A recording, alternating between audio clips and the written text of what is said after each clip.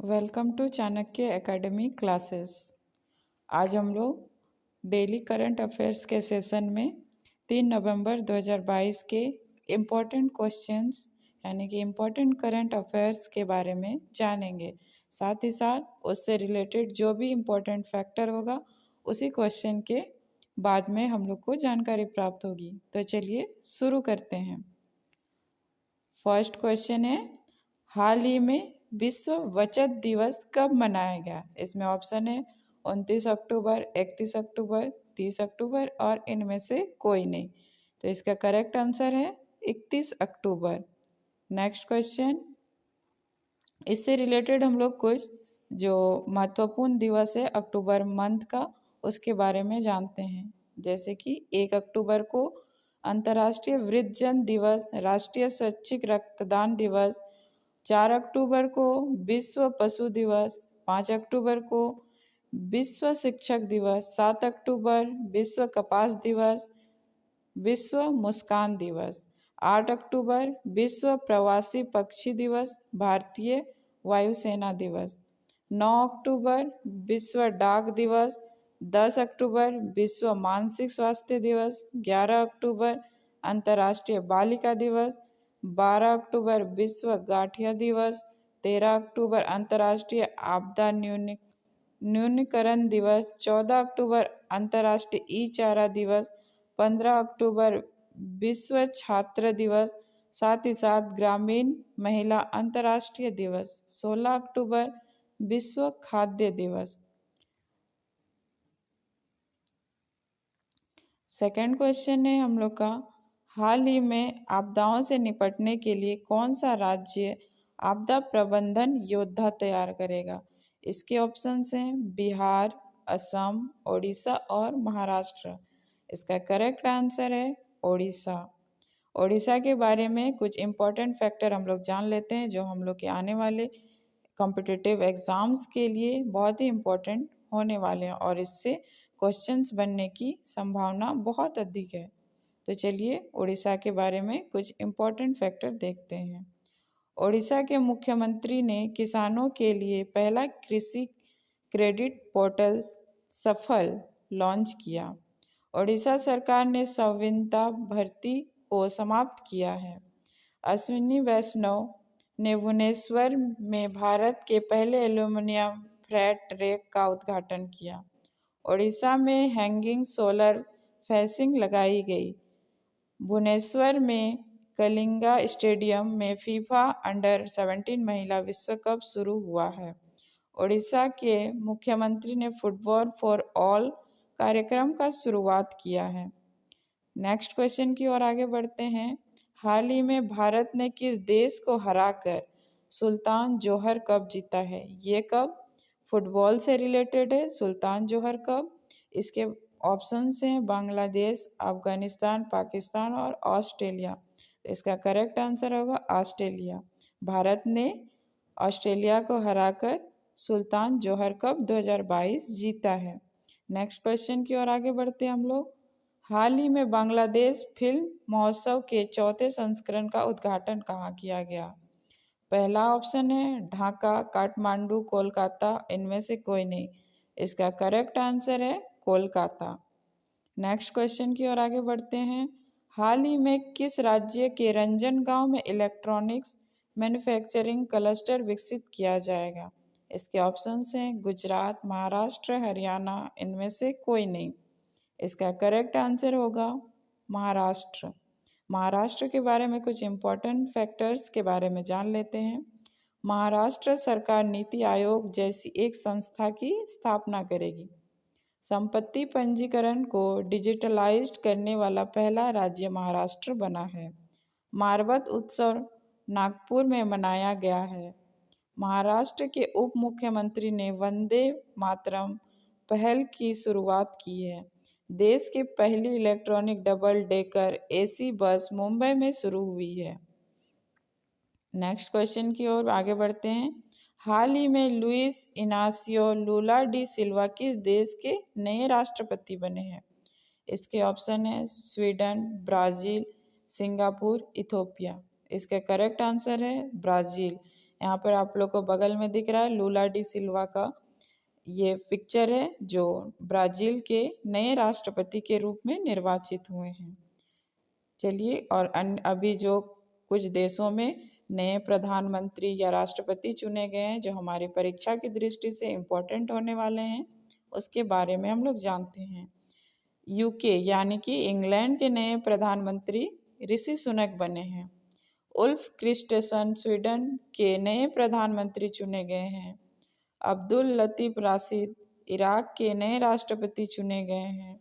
Captain Ibrahim Traore Burkina Faso के नए राष्ट्रपति चुने गए हैं। चाड के प्रधानमंत्री अल्बर्ट फाहिमी पाटके ने इस्तीफा दिया है।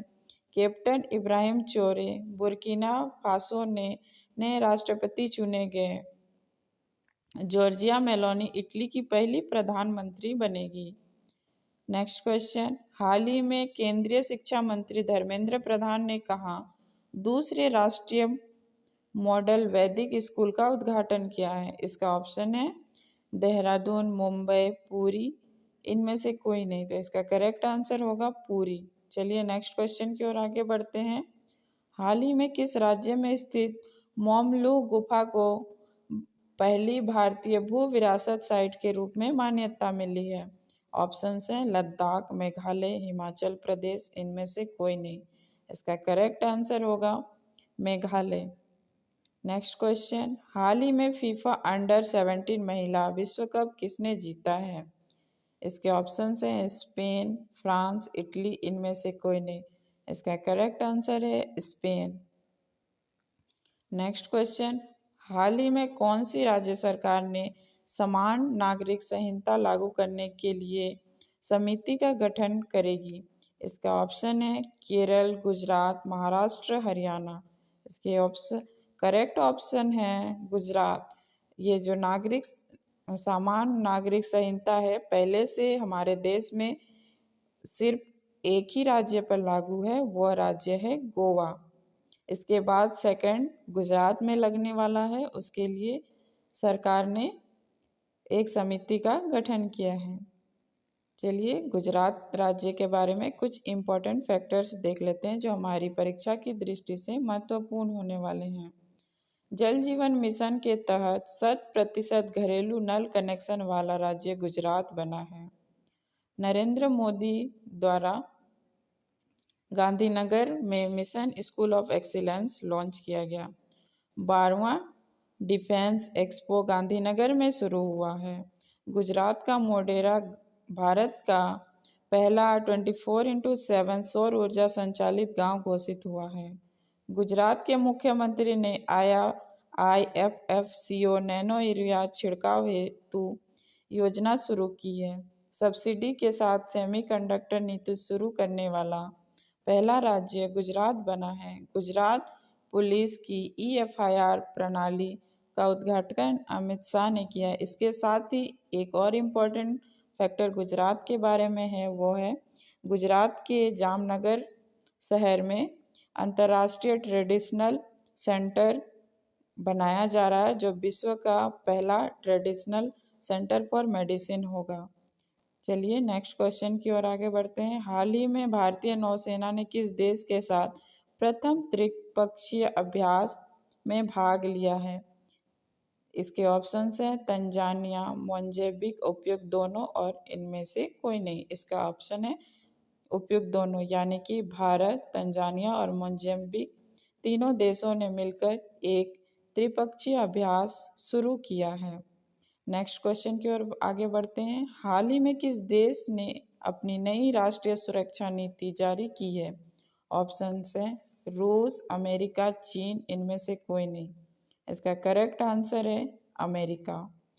अमेरिका के बारे में कुछ इम्पोर्टेंट फैक्टर्स जान लेते हैं। अमेरिका का फील्ड जैक्सन अटलांटा अंतर्राष्ट्रीय हवाई अड्डा दुनिया का सबसे व्यस्त हवाई अड्डा बना है। अमेरिका में महात्मा गांधी के जीवन पर समर्पित गांधी संग्रहालय खोला गया।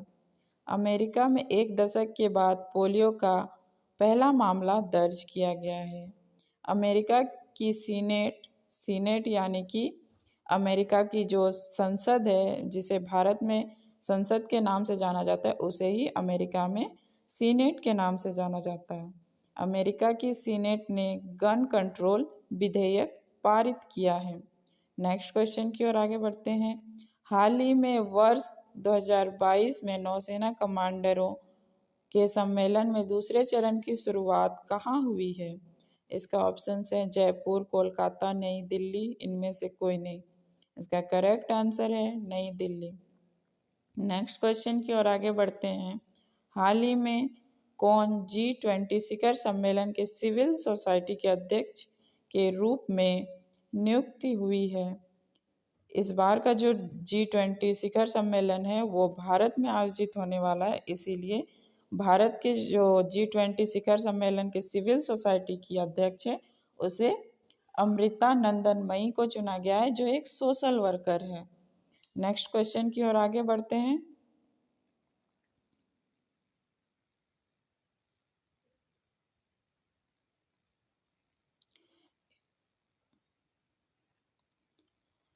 एक क्वेश्चन है आप लोग सबके लिए, ये इस क्वेश्चन का आंसर आप लोग सबको कमेंट बॉक्स में कमेंट कीजिएगा कि इस क्वेश्चन का आंसर क्या होगा।